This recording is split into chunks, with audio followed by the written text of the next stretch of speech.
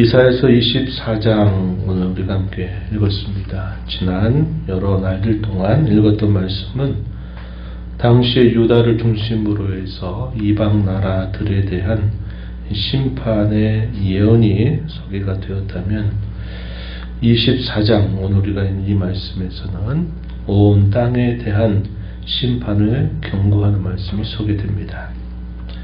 우리가 읽으면서 열방에 대한 심판 예언을 통해 하나님이 없는 세상, 죄와 부패로 타락한 그 세상을 하나님께서 심판하시고 재편성하시는 그 일들을 통해서 결국 이 세상의 나라들은 다 사라지게 될 것이지만 하나님께서 준비하신 나라는 영원히 견고하게 선다 하는 것을 예언들을 통해서 말씀해 주셨습니다. 오늘 24장의 내용에서 온 세상에 대한 이 심판을 통해서도 역시 하나님이 세상 나라가 얼마나 허망한가 하는 것들을 보여주시고 하나님이 마침내 왕이 되셔서 다스리시는 그의 나라가 견고하게 세워진다 하는 것을 가르쳐주고 있습니다. 이러한 심판에서 결국 견뎌나게 하는 것이 뭐냐? 그것은 오직 믿음밖에 없다는 겁니다. 하나님을 믿는 그 믿음만이 모든 심판을 견디게 하고 그 심판 넘어 베푸시는 하나님의 구원에 참여할 수 있게 된다는 사실이죠. 그 믿음이라고 하는 것은 결국 하나님을 경외하는 것이고 그의 뜻에 순종하는 것이 바로 이 모든 심판을 견디게 하고 구원에 참여하게 하는 유일한 수단이 된다는 사실을 우리가 오늘 이 말씀을 통해서 확인할 수 있겠습니다. 본문 1절부터 13절에 이런 내용에서는 이 죄를 벌하시는 하나님의 심판이 임하게 됨으로써 온 땅이 황무하게 되리라 하는 예언을 주고 있습니다. 땅에 대해서는 하나님 뭐라고 말씀하시느냐? 1절과 3절에 보면 땅을 공허하게 하실 것이다. 황폐하게 하실 것이고 뒤집어 엎으시고 그 주민들을 다 흩으실 것이다. 이렇게 말씀을 하십니다. 땅을 살아가는 인생들에 대하여 또 어떤 일이 있게 되느냐 하냐면 모든 구분이 다 사라지게 될 것이다. 이런 말씀을 하셨습니다. 백성과 지사장이 다 똑같을 것이고 종과 상전이 같을 것이고 여종과 여주인, 사는 자와 파는 자가 같을 것이다. 빌려준 자와 빌리는 자, 이자를 받는 자와 이자를 내는 자가 다 똑같아질 것이다. 이렇게 말합니다. 사람이 살아가는 그 모든 삶 속에 이루는 계층이라든지 때로 계급과 같은 그 차이나 불평등 이런 것들이 다 사라지게 되고 그것들이 아무런 의미가 없게 될 것이다 하는 겁니다. 솔로몬은 전도서를 시작하면서 뭐라고 말합니까? 헛되고 얻더니 모든 것이 헛되다 이렇게 말하면서 전도서를 시작했어요. 또 그가 가르쳐주는 지혜가 뭐냐면 사람들이 세상을 살면서는 많은 차이들이 있고 그 차이가 인생에 있어서 정말 행복하고 중요한 것처럼 여겨지지만 그러나 결국 그 차이라고 하는 것이 죽음의 무덤 앞에 섰을 때 아무런 그런 차이가 중요하지 않는다. 죽음 앞에서 모든 사람들이 다 똑같다 하는 사실을 말해주고 있습니다. 이 땅에 수많은 사람들이 살면서 결국 그들이 무엇을 추구하고 무엇을 남기고 무엇을 자랑하고 무엇을 뿌듯하게 여기는가 하는 것들이 다 소용없는 일이 임할 것이다. 이렇게 말씀하는 겁니다. 실제로 수많은 역사 속에서 일어났던 그 전쟁의 위협, 그 전쟁의 위협을 통해서 죽었던 많은 사람들이 결국 그런 일들을 다 보여줘요. 왕이나 백성이나 신분의 차이, 많이 가지고 적게 가진 사람이 다 아무런 소용이 없다는 사실을 역사들은 보여주고 있다는 겁니다. 이 세상의 끝에도 마찬가지예요. 세상에서 내가 얼마나 많이 소유하고 많이 누리고 많은 걸 배우고 하는 것들이 아무런 소용이 없게 된다는 것을 성경은 명백하게 말하고 있어요. 하나님을 어떤 분으로 알고 섬기느냐, 그분 앞에서 어떤 인생을 살아가느냐 하는 것이 결국 남는 것이지 다른 어떤 것들은 이 땅에 사는 동안 잠시 잠깐 있다가 사라지는 것과 동일하다는 사실을 가르쳐 줍니다. 믿는 하나님의 사람들이 무엇을 남기고 사느냐? 그것은 결국 믿음이라고 하는 것을 남기고 그 믿음의 행실을 잘 들으며 사는 것이 결국 이 심판 넘어서 구원을 얻는 길임을 가르쳐 주는 것이죠. 구체적인 심판의 내용들이 이하에 소개됩니다. 4절에 보면 땅이 쇠전하여 높은 자가 쇠할 것이다. 또 5절에 보면 땅이 더럽게 된다. 이 표현들을 했습니다. 땅이 더럽다. 우리가 어제 민수기 35장 33절 34절에서 말씀을 읽었어요. 땅을 더럽히게 되면 하나님께서 결국 그 땅에 있는 자들을 다 뒤집어 엎으신다. 그들을 토해내신다. 반드시 죄는 그 죄값을 치르게 하신다는 것이 하나님이 그 백성들에게 알리신 바고, 그런 하나님의 공의로우심을 하나님의 백성들은 자신들이 사는 땅을 거룩하게 함으로써 하나님 앞에 그렇게 살아야 될 본분과 책임이 있다는 사실을 잘 보여주고 있습니다.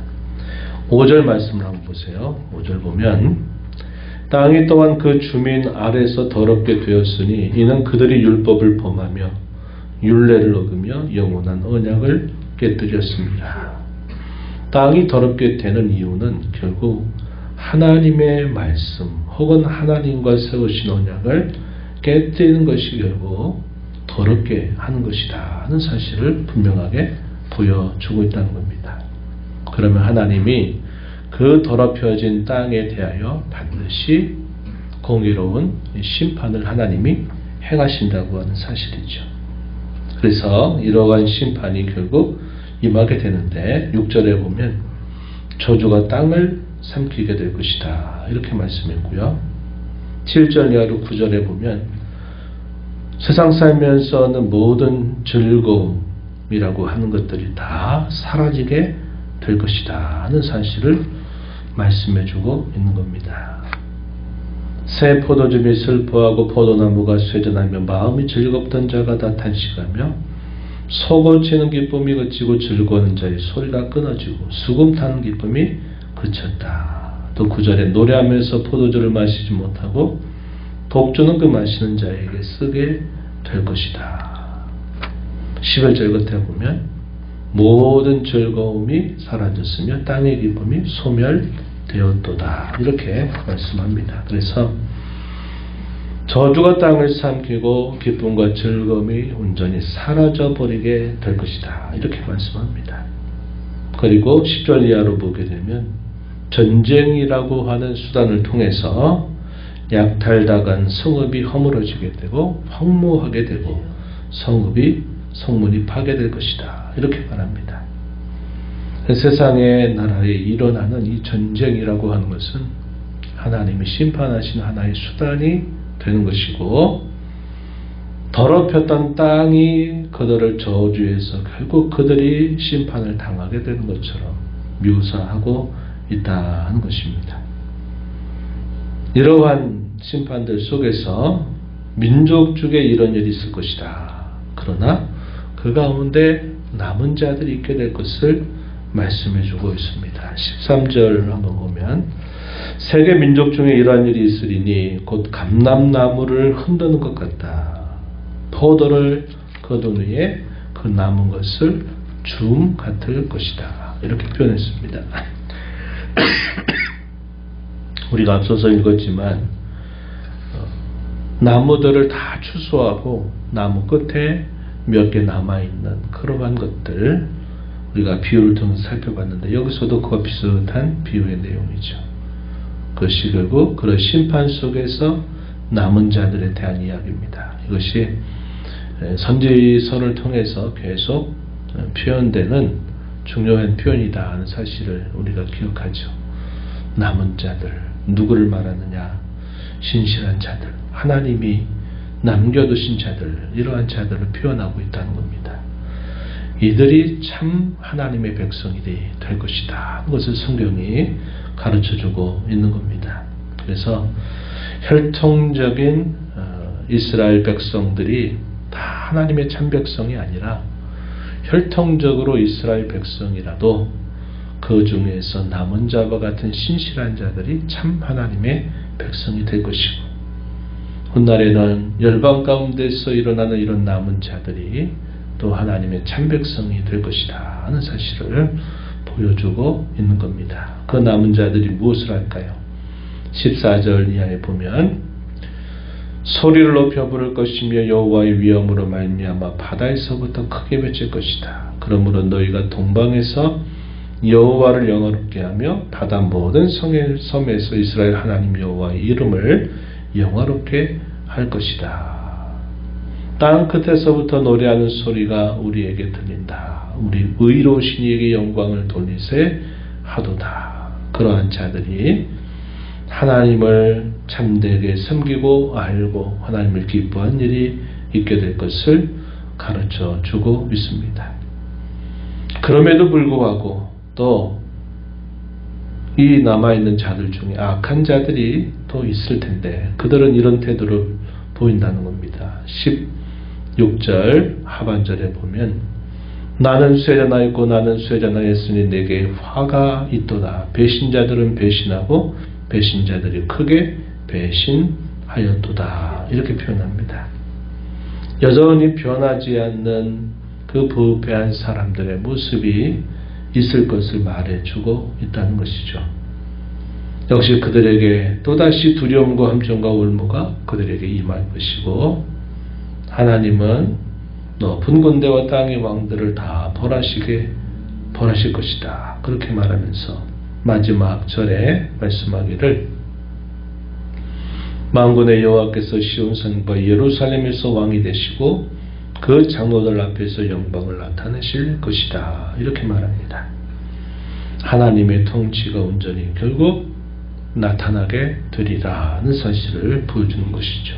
그래서 초두에 우리가 살피고 말한 것처럼 하나님께서 유다를 둘러싼 이방 나라들에 대한 심판의 예언, 더 나아가 24장 오늘 읽는 말씀에서 온 세상에 대한 하나님의 심판이 행사되는 것은 이 세상의 질서를 새롭게 개편하시는 일이 되는 것이고, 이러한 개편을 통해서 결국 세상의 나라들은 다 사라지게 되겠지만 하나님께서 다스리는 그 나라가 영원할 것이다 하는 사실을 분명하게 보여주고 있다는 겁니다.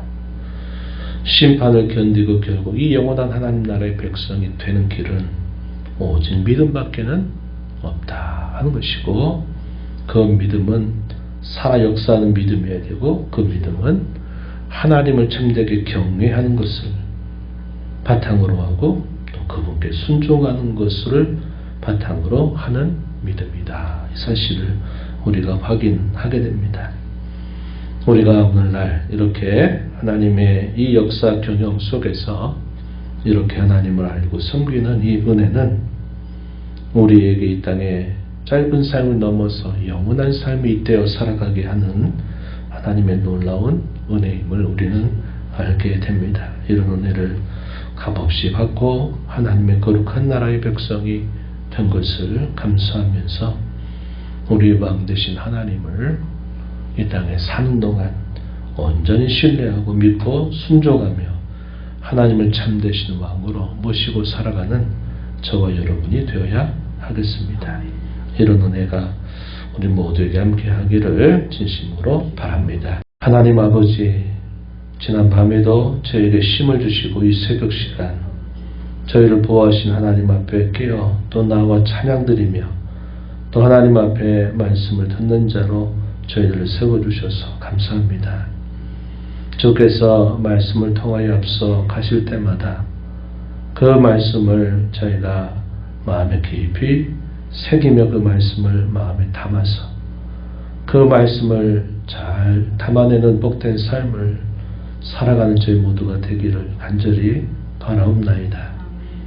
열방에 대한 심판의 긴 말씀들을 저희가 함께 읽었고 또 오늘 읽는 이 말씀을 통해서 온 세상에 또 그러한 심판을 통해 하나님이 없는 세상의 모든 잘못된 질서들을 재편하고 세상의 나라는 사라질 것이나 하나님이 다시는 나라는 영원히 견고하게 서리라고 하신 말씀을 하나님이 주셨습니다. 남은 자들이 있을 것이고 그 남은 자들이 참 하나님의 백성이 되리라 말씀하셨습니다. 오랜 세월이 흘러오는 저희들이 이런 하나님의 남은 자의 반열로 부름받은 것이 하나님의 크신 은혜임을 늘 기억하고 하나님이 저희의 진정한 삶의 왕이 되시며 주인 되시며 모든 주권을 행사하시는 분이 되도록 믿음으로 응답하며 순종하며 살아가는 저희들의 삶이 되게 하여 주옵소서. 주 앞에 나와 기도하는 심령들의 간구를 귀 기울여 주시고 응답해 주시기를 바라며 예수님 이름으로 기도하옵나이다. 아멘.